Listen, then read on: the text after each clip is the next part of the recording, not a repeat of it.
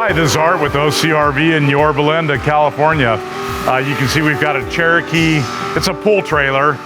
Common problem with these, you'll get a little seal that goes bad along the front, and you'll start getting some water damage down inside there. And this has to happen. So the front end's got to come apart, and we'll rebuild the wood, restructure it, seal it off, and then put all the sheet metal back, and it's a repair. So common problem. So remind you, keep your roof and your trailer roofs sealed. Have them inspected at least every other year and resealed.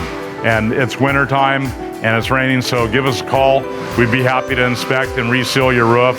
Again, this is Art at OCRV in Yorba Linda, California. Come visit us.